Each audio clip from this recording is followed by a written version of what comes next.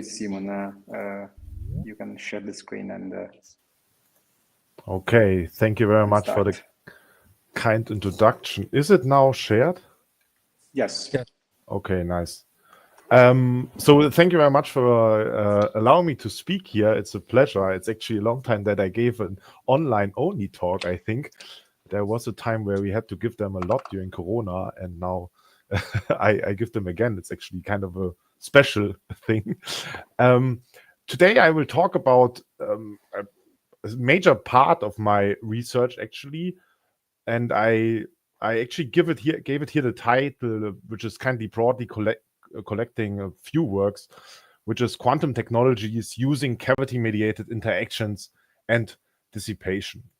And I basically want to show you two parts of my research.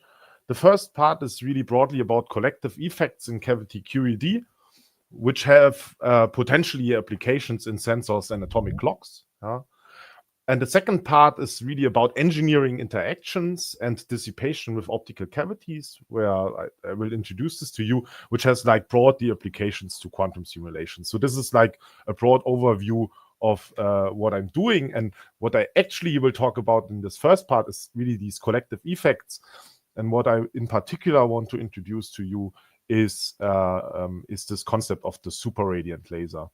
So I was already told that this is a very informal meeting. So please, I will just expect that you interrupt me whenever you have questions or think something is unclear.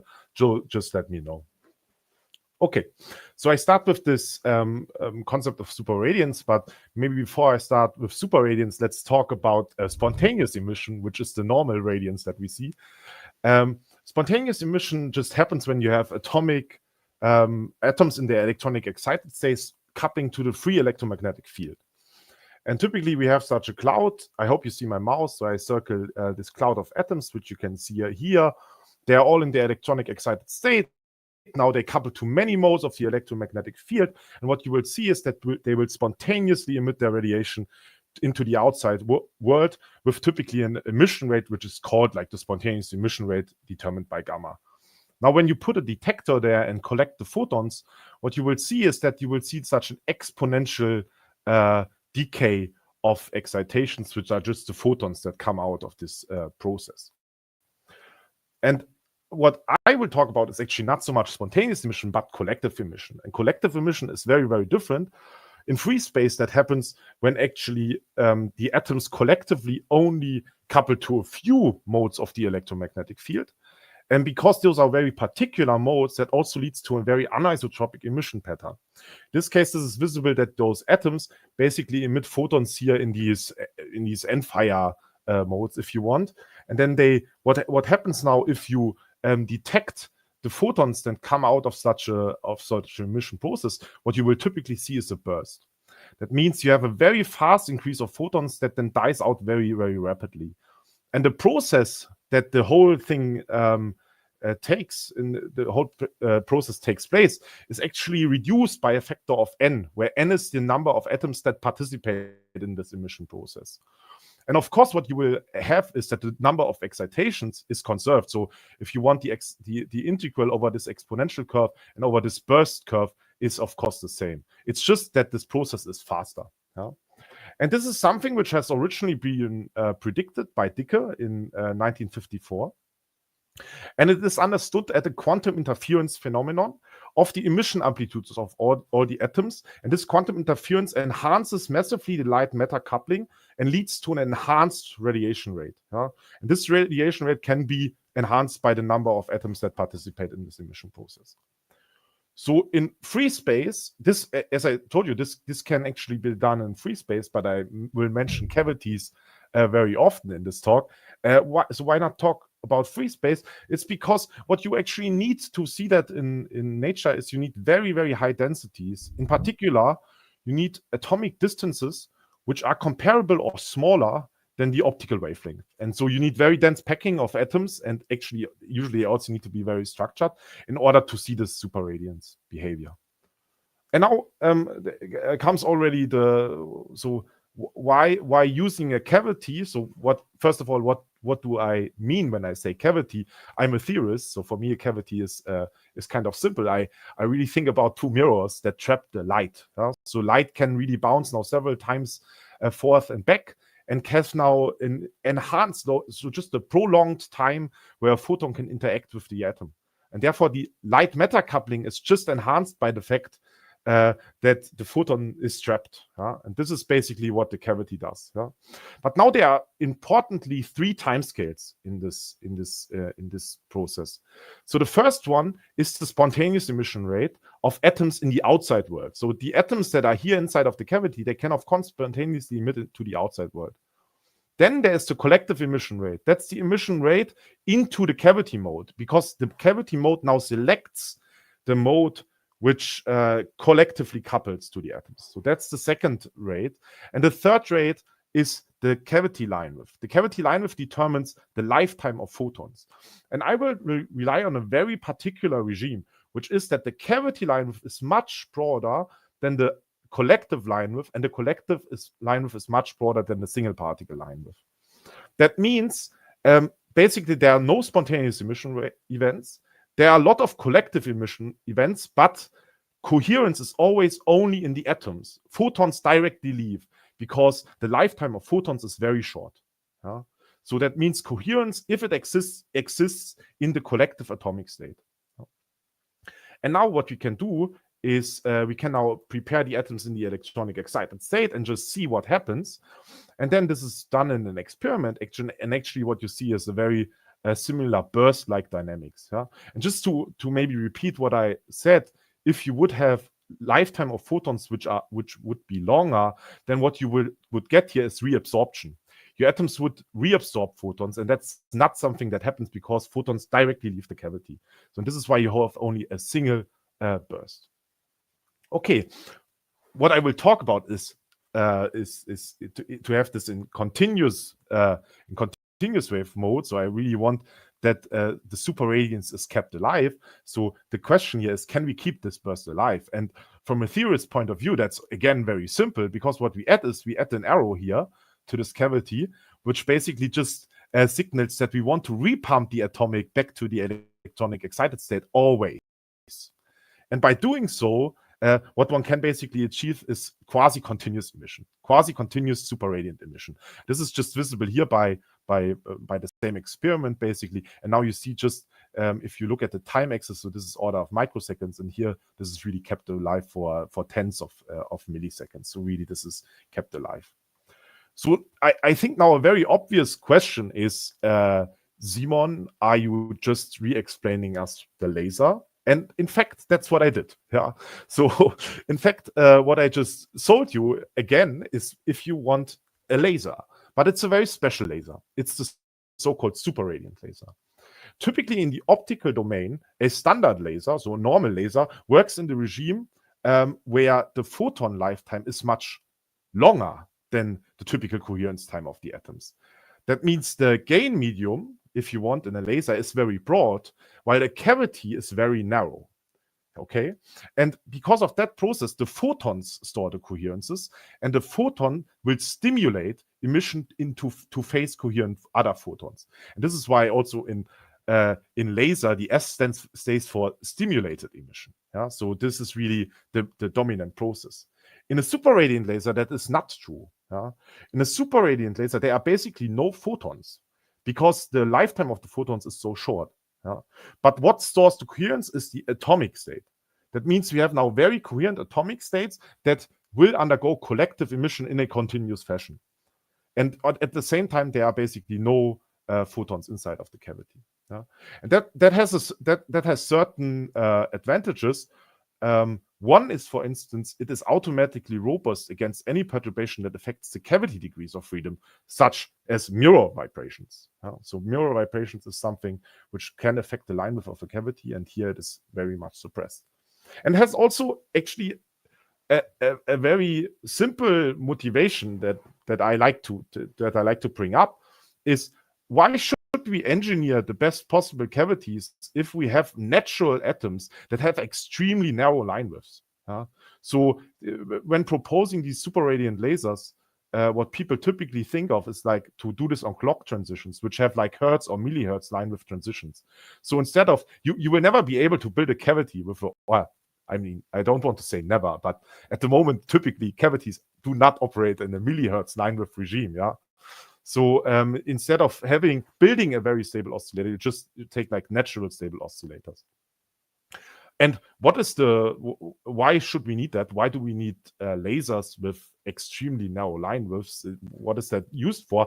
Well, that's the interesting part here are atomic clocks. Yeah? So actually these whole ideas of super radiant lasers, of having light, which can directly be used as a clock, comes from the atomic clock community. And to make this even maybe more interesting for true applications in daily life, clocks are, for instance, very important in GPS navigation. So GPS relies on atomic clocks. And also, in principle, one can think of measuring gravitational potentials due to the redshift of the gravitational fields with clocks. So really, this is really something which can potentially have an impact on technology. Wonderful. So I introduced a topic to you, which is actually kind of simple. It's actually reusing things that we already know from laser theory. Also, it's kind of straightforward to do it. You just need to be in that particular parameter regime. So what's the bottleneck? Yeah. So I even say like you have less requirements on the cavity. You do not even need to stabilize it. But of course, that comes at a major cost. And the major cost is we need now not so much control of the cavity, but we need tremendous control of the atoms. Because now we want that the gain medium is narrow. So before that, if you realize a laser, you typically don't worry so much about the gain medium because the cavity selects the frequencies.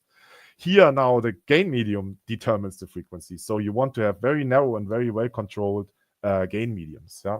And in fact, this is naturally what you want to do in a cold atom lab, because cold atoms are the atoms that we control in the best way. We can trap them, we can cool them, and so on and so forth.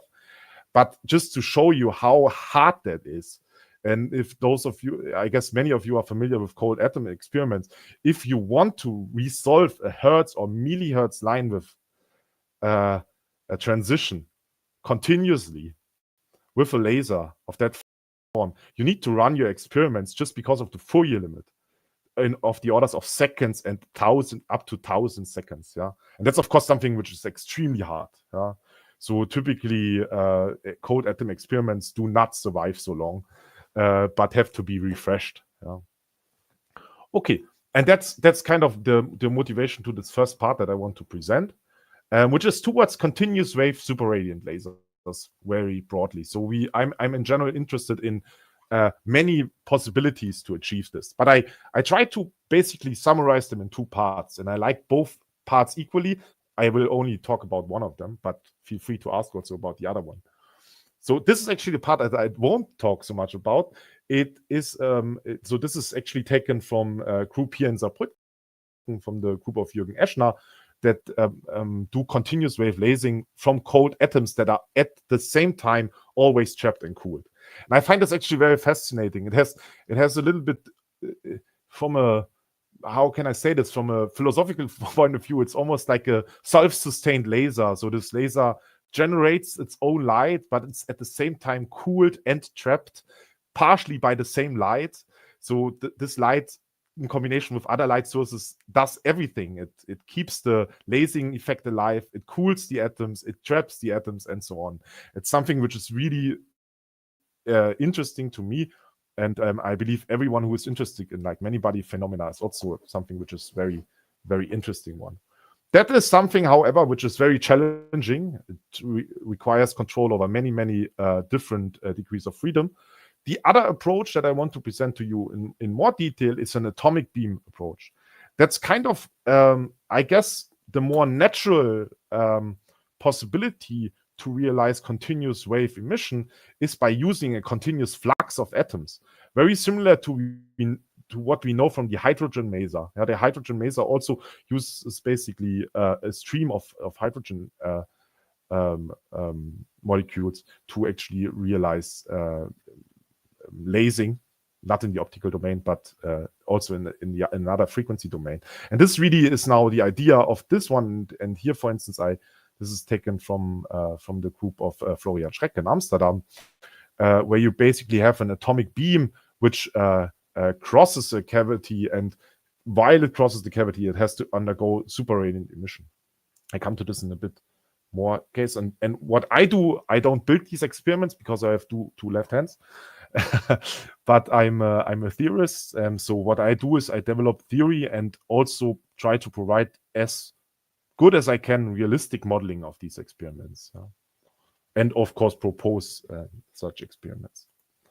And let me give you now here a very or a more detailed view on how we think about realizing super-radiant lasing from an atomic beam. So what you can basically see here is a nozzle which is somehow connected to an oven, and then what comes out of this nozzle are thermal atoms, and thermal atoms are naturally broadened just by thermal motion. Yeah, so always think about this, that there's automatically broadening involved here. And then outside of the cavity, there are some laser beams which try to pump the atoms to the electronic excited state. So that's of course important to have lasing. We need the atoms to be excited such that they can transfer energy into photons later. And then the atoms traverse an optical cavity and couple to a cavity during a finite time tau. Always also think about this, when they couple via only during a finite time tau, that also induces a broadening just because of the Fourier limit. And during that time, they should undergo collective emission into the cavity, and then you have basically the cavity photons that dissipate, and this should be the laser. So that's basically the general idea of that laser. What we do to do this, I will not talk too much about technical details. I have some backup slides if you're interested. But what we basically do to simulate something like this, we simulate stochastic differential equations, which are based on a combination of truncated Wigner and discrete truncated Wigner. And that means we sample and evolve atoms and cavity modes, and we have like coupled equations of motion for position, momentum, and internal degrees of freedom and the cavity mode. And they are also stochastic.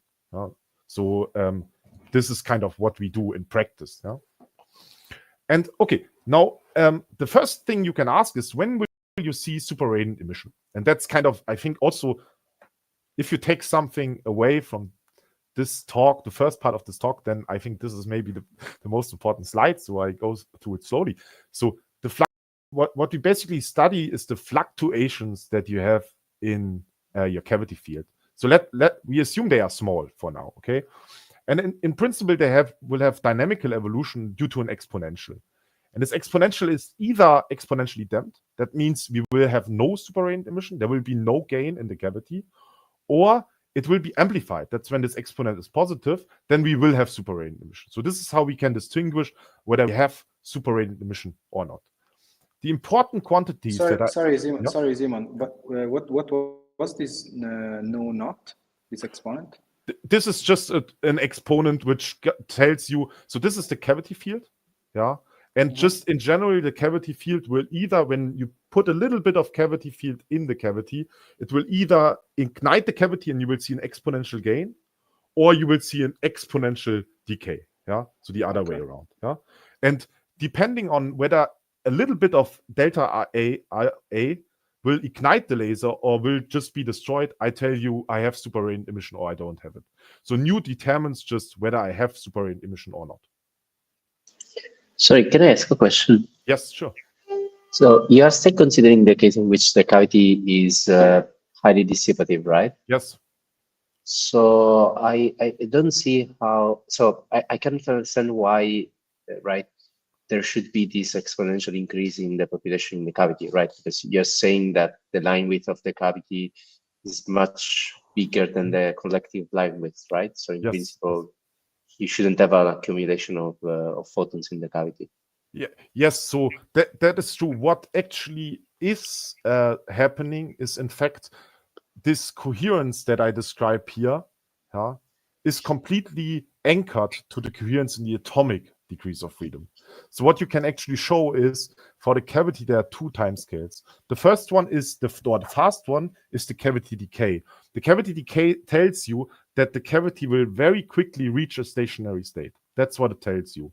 And that stationary state is fully determined by the coherence in the atoms. And the exponential increase that I describe here is actually on the atomic level. So it is not the exponential relaxation to that plateau, but it's the time evolution of that plateau itself. So it's in fact a very particular time scale that I'm looking into here. I don't know if that clarifies it. So, yeah. So why one looks at the cavity and not directly at the atoms, right? So because as far as I understood, you are trying to capture the buildup of coherences in the atomic That's level. absolutely right. So in fact, that's the same thing. Okay. Because the cavity, I cannot annotate or anything. So now that's actually always the problem with talk. So the cavity in this regime is proportional to the collective dipole. So whether I study fluctuations of the cavity or the collective dipole is the same thing. And that what I just said, that it's proportional to it, relies on the fact that the cavity directly relaxes to something which is determined only by the atoms. Okay. Yeah. So in fact, whether I put here A or J doesn't matter. Yeah. Right. Thank you. And I do this analysis depending on 3 different frequencies, okay? The first one is the collective line width. That's just the collective emission rate of the atoms. So this is N gamma C. The second one is Doppler broadening. Doppler broadening comes from the fact that your atoms move along the cavity axis just because of thermal motion. And that's basically given by delta D. And the third one is also broadening. It's transit time broadening. That just means because the atoms interact with the cavity only via a finite time, that automatically leads to a Fourier limit, which has a line width which is roughly 1 over the transit time. Okay, I assume a perfect ensemble where all atoms have perfectly be pumped in the excited state, and then this is the phase diagram. Okay, and here you have as x-axis the ratio of the Doppler broadening and the transit time broadening. And as y-axis, you have the ratio of the collective line width divided by the transit time broadening. And the first thing that you should maybe, I hope, appreciate is even if you have no Doppler broadening, so even if the atoms are perfectly flying ballistically through that cavity, there is a threshold. And that threshold, on the very left here, you see that basic. So that's where delta D is 0. So along this line, there is a threshold below which there is no superradiant emission. So this is this regime, the dark regime, and above which there is superradiant emission. And that simply means if you determine this, because this is written as ratios, superradiance requires that the collective line width is larger, basically, than a factor times 1 over tau. Okay. So your collective line width needs to be larger than transit time broadening. Okay. In the other regime, when the Doppler width is very large, that's the regime when you have basically this linear slope. Linear slope means the ratio of y and x is constant. So if you take the ratio of n gamma c tau divided by delta tau, that's just n gamma c divided by delta d. So what you actually require in this regime is that the collective line width is larger than the Doppler width. And that's a very general take-home message here.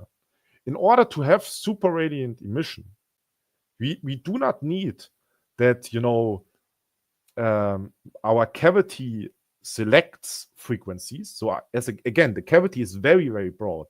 But what we need is that this collective line width, which is basically realized by the cavity, needs to be strong and needs to be stronger than any broadening in the system.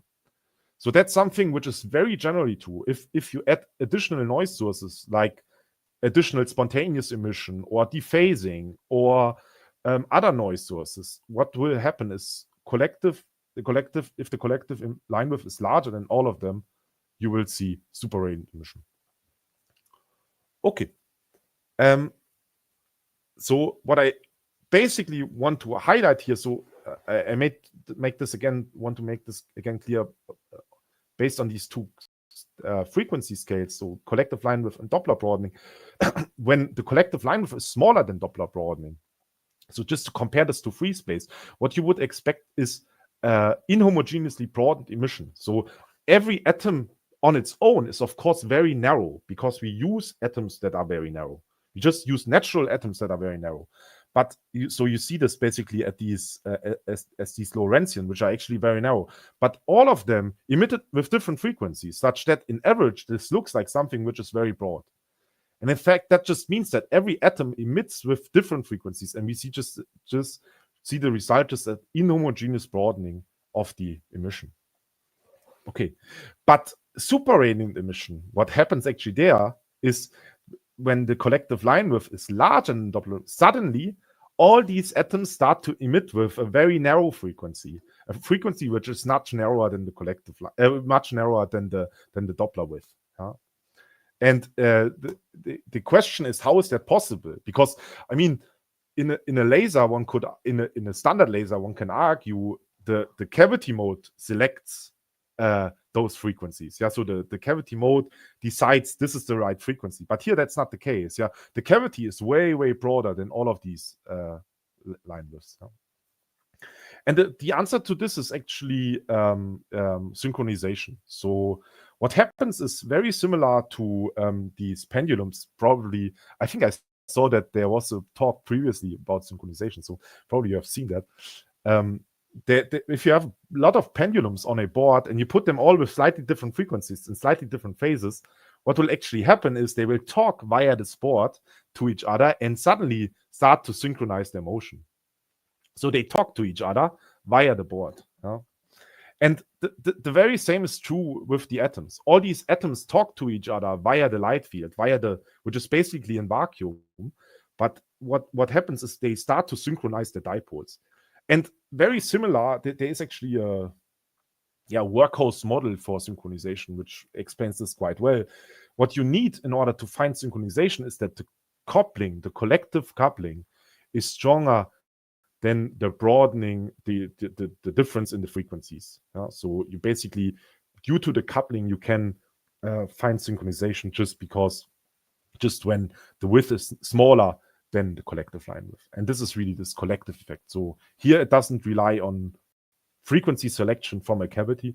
What really is here the dominant source is synchronization, so collective effect.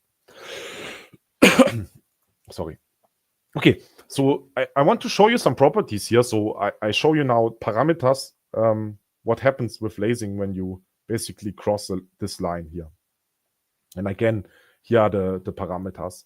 And the first thing you want to know, and maybe this connects to the question that we just had, are the coherences that are in the atoms. So this J is this collective dipole, and it's basically the sum over all individual dipoles. And when we have macroscopic coherences, what that actually means is that this J scales like n, and so J squared scales like n squared. And so if I divide this by n squared again, that needs to be a quantity which survives the thermodynamic limit. So when I put an n to infinity, that's something which converges. That's what I show you here. So here basically you see the coherences for different atoms, number 2000, 4000, and 8000. They really nicely collapse on that side. When you cross this transition, you see that it basically goes down to 0. And that is very much following this logic of this synchronization where all the dipoles phase match. So all of them work together. And what is maybe even more interesting is the line width of the light that comes out there. And you can basically represent this in two limits. You can present the line width in units of the collective line width, which is similar to the Doppler width. And you can compare the line width with respect to the single particle line width, which is just a single particle quantity. And what you will see is that the line width, which is basically the same data here and here, plotted in these different with these different units, gamma or n gamma c, collapses in different regimes. So here, this is kind of the non-super radiant regime, where you see it nicely follows the collective line width. So in the collective line widths are kind of the right unit here. While in the super radiant regime, the line width is proportional to the single particle emission rate. Yeah, so the gamma C only. And that now connects to this idea of having narrow atoms to produce narrow line with light, because gamma C itself is just proportional to the single particle emission rate. And that can then be of the order of a millihertz. So that's really the crucial point here. Okay. There is something else which is a bit technical, but I think it is very important to state when talking about super-radiant laser, because it's one of the best and most important things actually with super-radiant laser. And it refers to the fact that how stable is the laser with respect to fluctuations of the cavity length. And I like to draw this picture, which is a very oversimplified picture, but it tells you what's happening. So actually, there is the cavity resonance, which is, let's say, somewhere here. There is the atom resonance, and there is the laser resonance. And they in general do not agree exactly. So just think about this. Ideally, what you have is that your cavities are exactly locked to your atoms, okay? But that's something you can never exactly do in an experiment, because your cavity will drift. So that's something which you will never be able to achieve that exactly perfectly. And there, what the laser will do, if you have a laser in that cavity which relies on the atoms, this will operate in between the atoms and the cavity. And this is basically why I draw it here in between the atoms and the cavity. What the effect that describes this is the so-called pulling effect. That means the laser frequency is equal to a pulling factor times the detuning between cavity and atom plus atomic resonance. So just to show you two examples, if the pulling is 0, so there's no pulling effect, what that means is the laser is completely locked to the atoms. That's actually exactly what we want. So what we want is we want pulling 0. That's the best case, because that means our oscillator is nature itself. It's the atom. And the opposite is true if pulling is 1. If pulling is 1 means once the cavity drifts, the laser drifts exactly to the cavity. And you can see that here. If you put P is equal 1, then omega A just cancels out, and what you get is omega L is equal omega C. So that's kind of the worst case scenario. And here I show you basically this pulling coefficient as a color bar. So this is not an easy to read plot. I'm sorry for that. Small pulling means white, and large pulling means 1. So this is basically the regime we don't want. Black we don't want, white we want here. And I plot this in terms of two different things. So the first one is basically, again, the collective line width. That's the x-axis. And the y-axis is the ratio of cavity line width and transit time broadening. And what you see is if your cavity becomes narrow, that's if you go up, that's basically this regime, because here your kappa is small, then you see the pulling is basically 1. And if your cavity is wide compared to 1 over tau, you basically see the pulling is 0. And that tells you why you typically want to operate in the so-called bad cavity regime. You do not want that your cavity selects the frequency, because if the cavity does that, every fluctuation affecting the cavity will directly be imprinted in the laser. Okay, so this is kind of this pulling effect. I think that's is actually a very important part of the super-radiant laser. There is here one more thing. So I now advertise this in a very idealized way, and in fact that comes from the fact that when we also started to do this, we did this in a very idealized way. But you can just ask the question: when you have super-radiant emission, does that always mean you have monochromatic single mode lasing with ultra narrow line width, ultra robust against cavity fluctuations? So does super-radiant emission initially always mean that you have a very good super-radiant laser that you could use as a clock? And the answer to that is no, as you might have guessed from my motivation here. So there's actually only a small regime, a small stripe here, which is basically visible at this black stripe. So this is again the same phase diagram as before, but now I shed light on the super-radiant regime. And there's this gray scaled regime here where you have really a stable dipole. And they are in this regime, we really see monochromatic lasing. We really see that light is emitted with a well-defined, very narrow frequency, and it's very robust. Yeah? But there is this huge other regime which actually appears when you have larger Doppler width. So when your gain medium becomes larger, what actually happens is that there are several frequency contributions which can affect the laser. And in fact, how we see that is that we see lasing in sidebands. So they are like sidebands appearing in the lasing emission, and then they self are super radiant, so they become collective. And eventually we can even have period doubling. So there's like period doubling also of these effects, where you see basically, I tried to highlight this here a little bit. These red lines here are the sidebands, and suddenly you see if you increase the parameters a little bit further, it jumps down to half the frequency. So there's a lot of nonlinear effects which happen here that so when you really realize such a system, you have to be very careful in which parameter regime you use it. And we called this multi-component superradiance because it is still superradiance, but it's not superradiance with just one frequency, but we have several frequency components. Okay. And an open question that I still cannot answer is actually how that picture fits to synchronization. Yeah, so I don't really know how to, if there's an analogon which fits very well from synchronization theory to exactly these higher frequency contributions, but I could imagine that there is one. Okay, I have basically showed you a platform with light-mediated interactions because what I told you is that the synchronization effect relies on the fact that the photons exchange information between the atoms that leads to the synchronization effect, right? And this can basically self-stabilize and protect also against broadening. So if the gain medium is broad, it can still result in narrow emission. Oops. But in this particular, so that per se is a nice thing because it sounds already like something you can use as a simulator, right? Because it's an interacting quantum system, so it's interesting. But this has really limited engineerability here because the cavity will per se only create all-to-all interactions. So it's very global in interacting system, and they become mean field-like.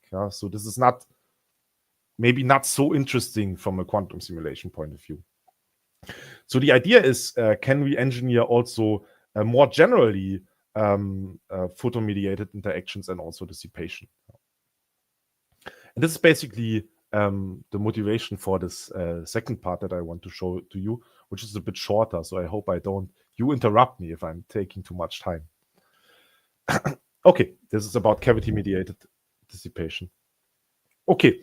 Let me explain to you a very general setup that I think of when creating interactions. Is I have basically a many-body quantum system. You can also think about atoms here if you want. And all of them couple to bosonic modes. And those bosonic modes can now give you a feedback to the many-body quantum systems. And also in general, I will allow that those bosonic modes can talk to each other and can themselves be dissipative. So that's actually something which is not so crazy or new. That's something which has been around since quite some long time. And one thing you can really think of is the example that I brought up before, atoms coupling with light. So the bosonic modes are cavity modes, if you want, and the atoms are the many-body quantum systems. And now the cavity photons allow you to exchange information between the atoms, which is effectively in interactions between the atoms.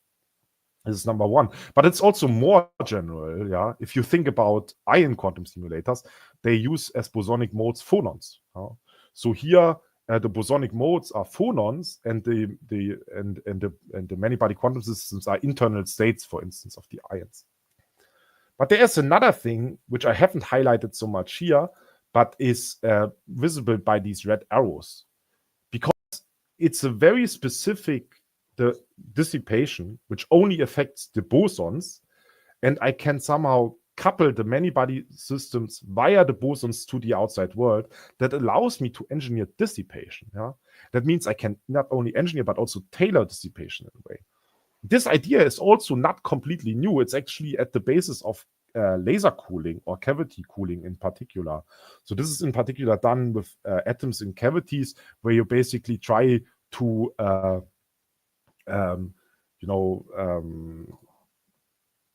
tailor the emission in a way such that it leaves the atom at lower kinetic energy. So for instance, if you tailor the emission in a way such that photons that come in photons that go out with respect to those that come in are blue shifted, there's an energy difference, and that must come from somewhere. It comes from the atoms. Let's the atoms cool themselves. Yeah.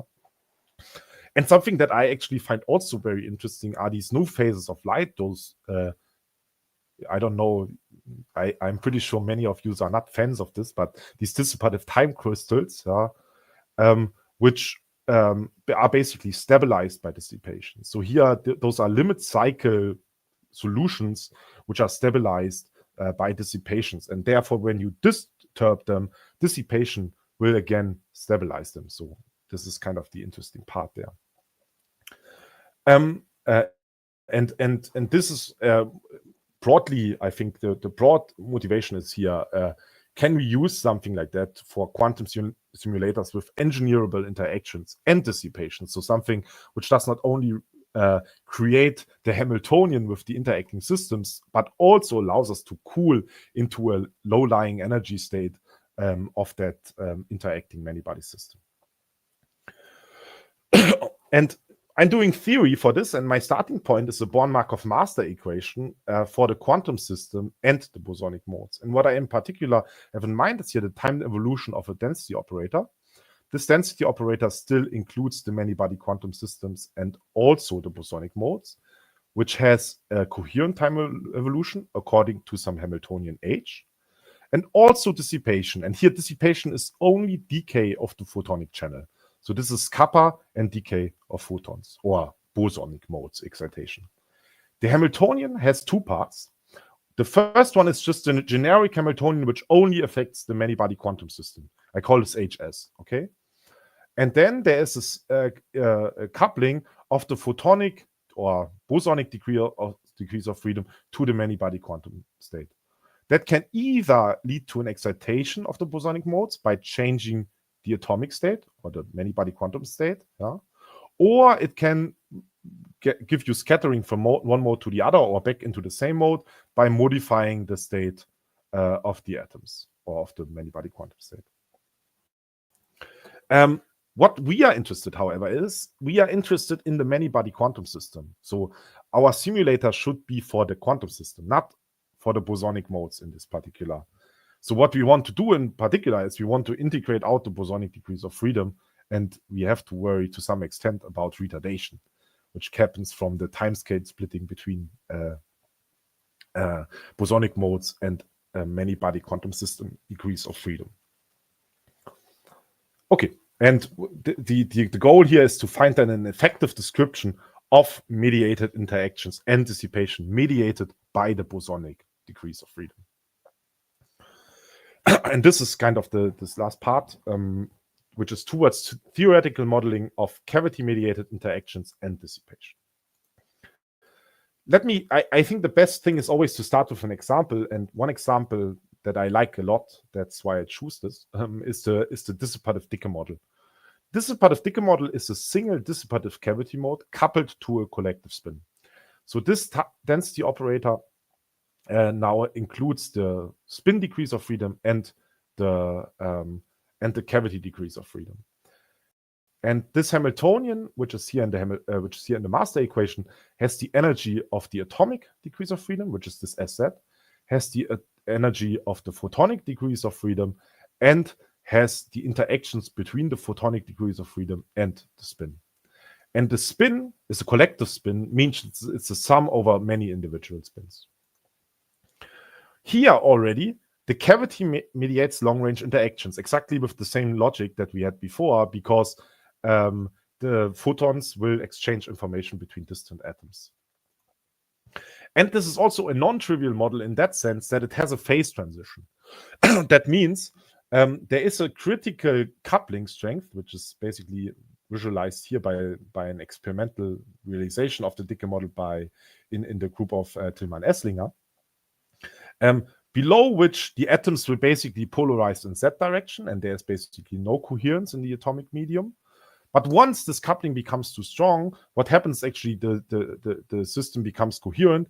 That happens at the threshold, which basically is determined by all the parameters, including the atomic frequency, but also the photon frequency and the photon dissipation rate.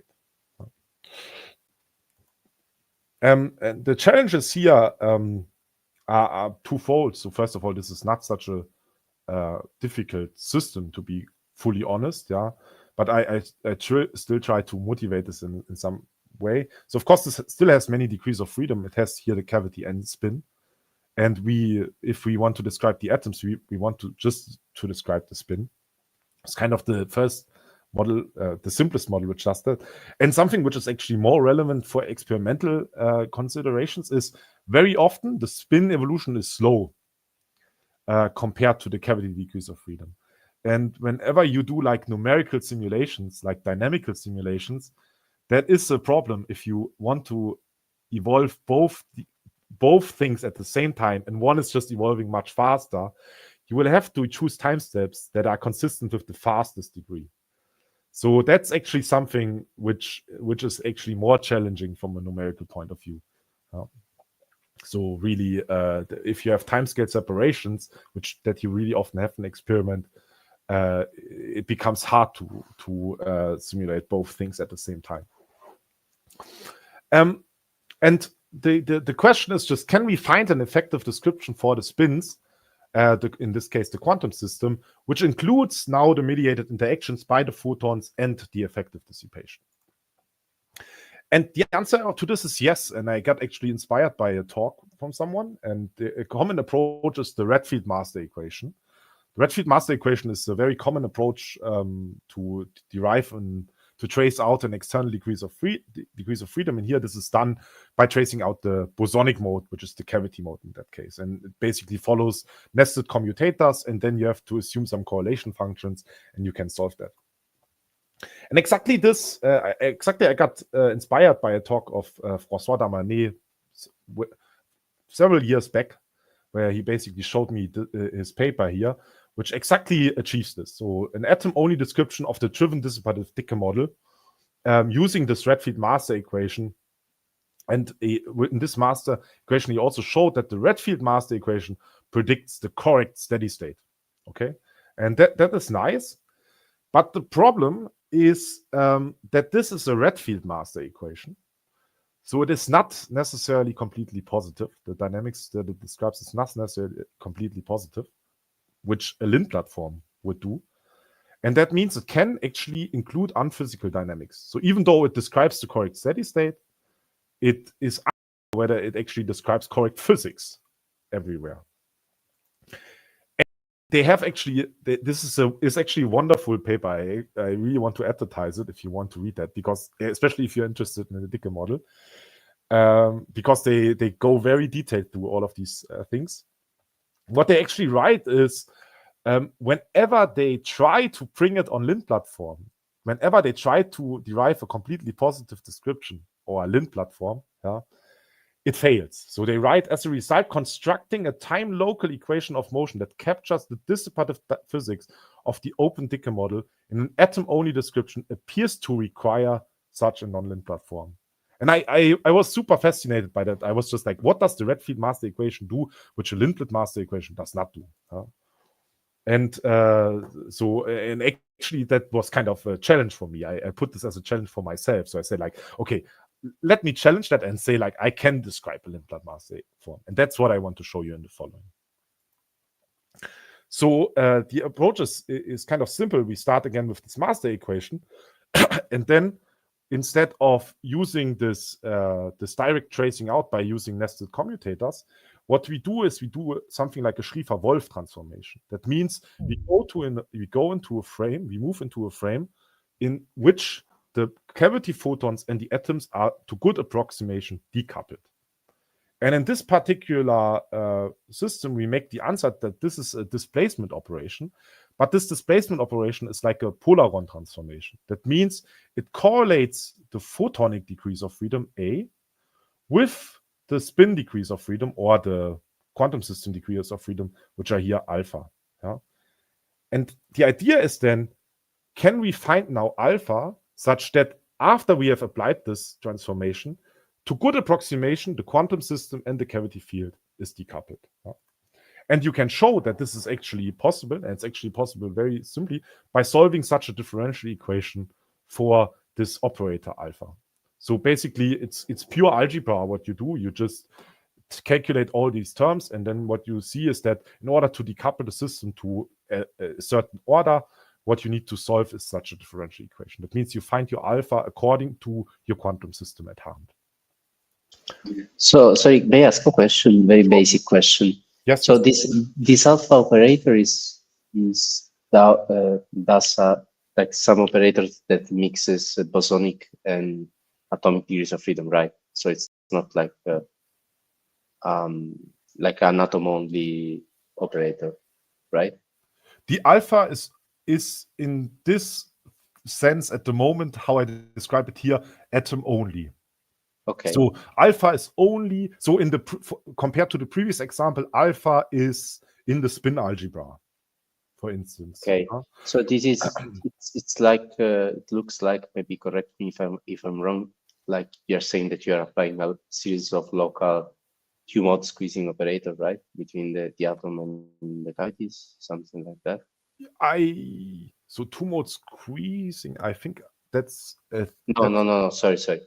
Okay, so it's more like a displacement operator. So it's a Polaron transformation. It means it correlates the state of the cavity to the atom. So if your atom is like, let's say, X polarized, then I'm saying whenever, depending on the X polarization of your atoms, I expect this field, which is directly calculatable from the atoms.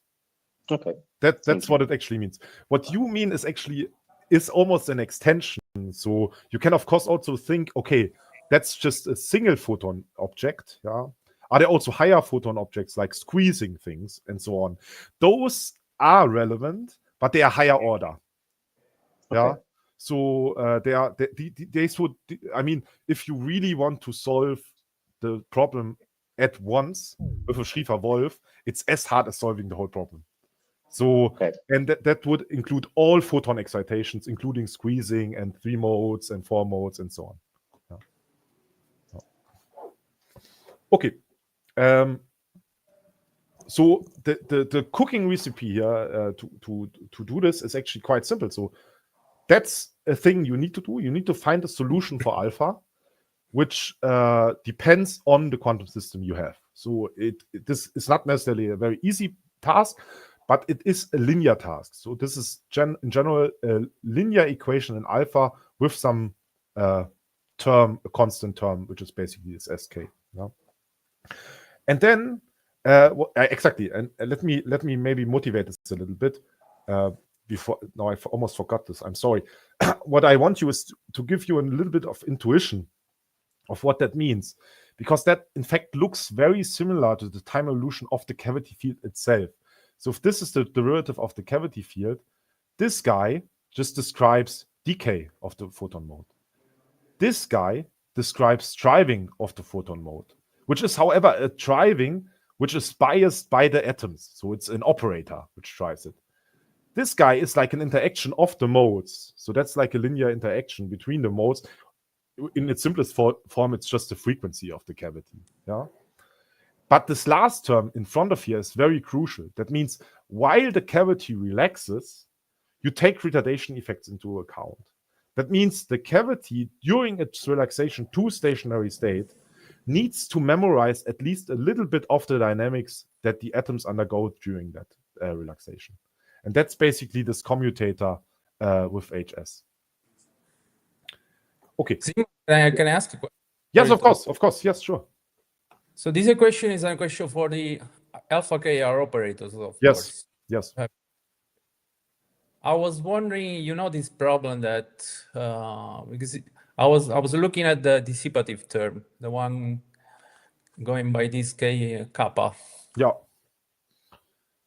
I was wondering, don't you need since this is an operator equation, don't you need like an input field?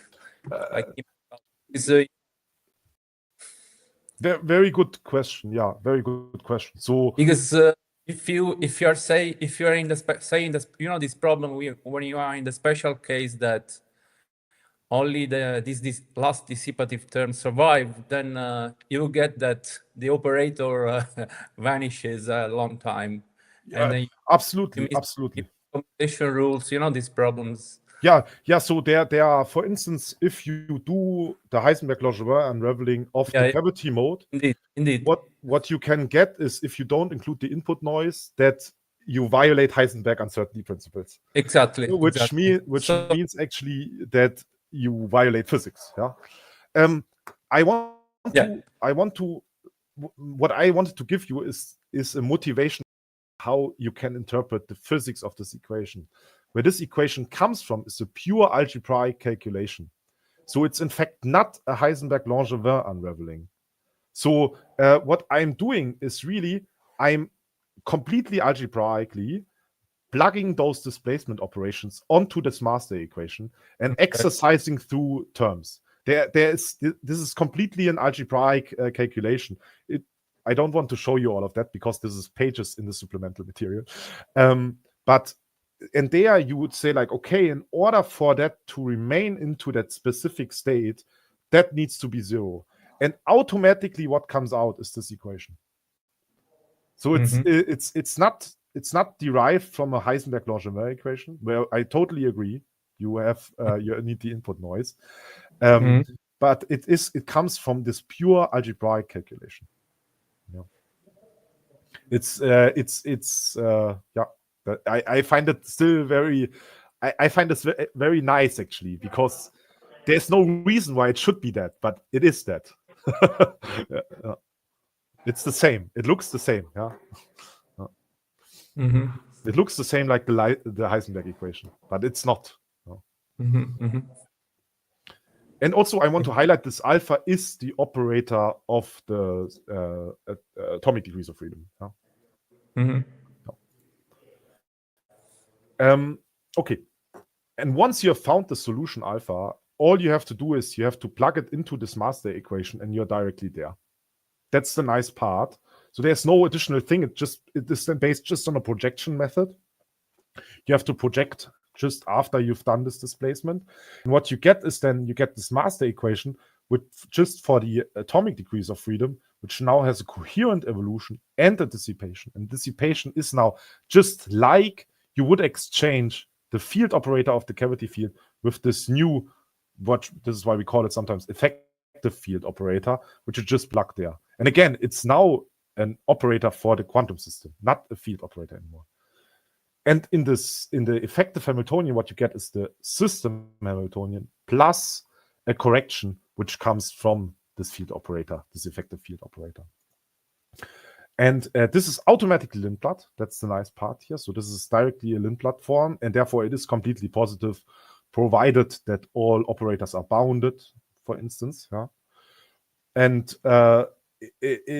what I actually like the most here is that it gives you a clear intuition of what's what, yeah, because you have a correction to the Hamiltonian, that's the interaction term, and because you have a correction to the dissipator, that's the dissipation term. So this is really clearly, you can pinpoint and what is cavity-mediated interactions and dissipation. Okay. Let me. I'm not sure, Federico. I see the time. I think I'm already. Do I have to? Yeah. I don't know. Is it okay? How much time do you think you Not have? more than 5 minutes, I think. Okay, then it's fine. I show you here now a specific example, which is again the Dicke model, just to show you how that actually works. So I just want to do this procedure now for the Dicke model. First, you find alpha. In this case, that's actually kind of easy. What I do to find alpha is I solve the stationary condition of that equation. So here, yeah, there's no explicit time dependence on that alpha over there. So I solve it just at stationary state. And that's the solution to it. So alpha just becomes a superposition of raising and lowering operators, spin raising and lowering operators. And then all I have to do is I have to plug it into the master equation. And then I'm done. So I have here now the